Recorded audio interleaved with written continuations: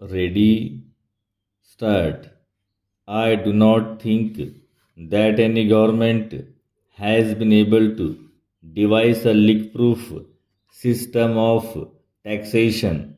I also acknowledge that the profit motive is a great stimulant to exertion and rules human conduct in whatever walk of left it may be, whether it is the capitalist, the middle classes, the labor, or the agriculturist with whom we may have to deal.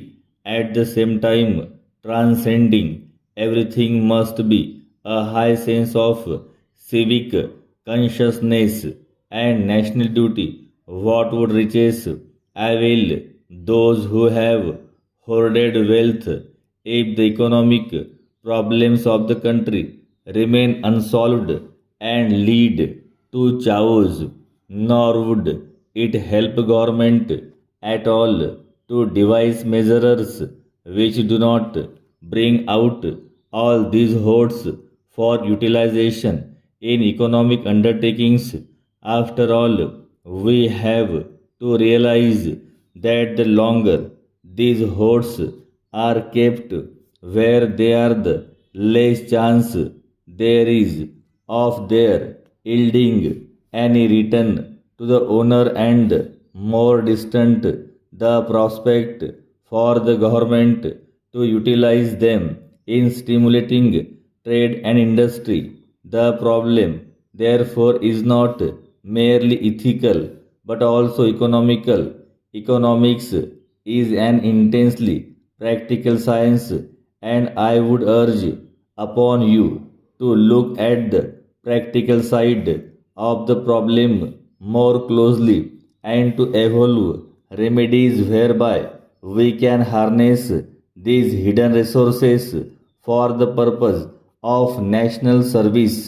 I have always maintained that it is the duty of every citizen who has talent, who has experience, and who has ability to give the benefit of these virtues to the nation.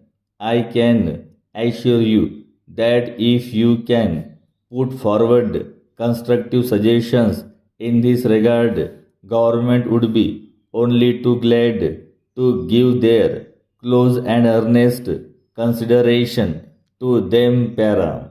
However, as I have already stated, I would not regard temporary palliatives as adequate. They may only succeed in postponing what would, if we do not take action in time, be inevitable. In my judgment, the key to our economic situation lies in increase the production. The problem of increasing production has to be looked at in two ways. It means a greater utilization of our industrial capacity at present. It also means that we must not be content with merely utilizing what we have, but must explore fresh woods and pastures new. For the expansion of our industrial effort, we must obviously have more capital and investments in the economy.